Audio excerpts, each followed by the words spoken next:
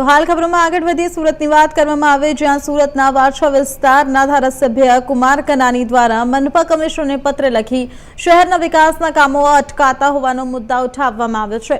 પત્રમાં તેમણે ઉલ્લેખ કર્યો છે કે વસ્તી ગણતરીની કામગીરીને કારણે અધિકારીઓ ટ્રેનિંગ અને મીટિંગોમાં વ્યસ્ત રહેતા હોવાથી રોડ, ગટર અને પાણી જેવા લોકહિતના કામોમાં વિલંબ થઈ રહ્યા છે। ધારાસભ્ય આક્ષેપ કર્યો છે કે છેલ્લા 5 દિવસથી સંપર્ક કરવા છતાં પણ જવાબ મળી રહ્યો નથી।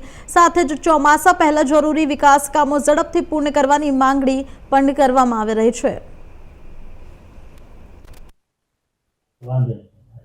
છેલ્લા લગભગ 4-5 દિવસથી કોઈ પણ કામ માટે કોઈ પણ વિભાગના અધિકારીને આપણે ફોન કરીએ તો એક જ જવાબ મળે છે। વસ્તી ગણતરીની ટ્રેનિંગ ચાલે છે, વસ્તી ગણતરીની મિટિંગો ચાલે છે, ટ્રેનિંગમાં છીએ, મિટિંગમાં છીએ। વસ્તી ગણતરીનો કાર્યક્રમ આવ્યો છે, કરવો પડે, જરૂરી છે, એને કોઈ ના નથી, પરંતુ એ બાના હેઠળ રોજિંદા કામો, વિકાસના કામો ખોરંભે પડે। જાણે મ્યુનિસિપલ કમિશનરની ટીમ આખી વસ્તી ગણતરીમાં લાગી હોય અને બધું જ કામ ઠપ થયું હોય એવું એક વાતાવરણ ઊભું થયું છે।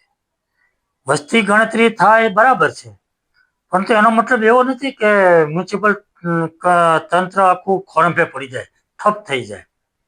આયોજન કરવું પડે, વસ્તી ગણતરીનો કાર્યક્રમ પણ થાય અને રોજિંદા કામો, વિકાસના કામોને ખોરંભે ન પડે, એમાં અડચણરૂપ ન થાય।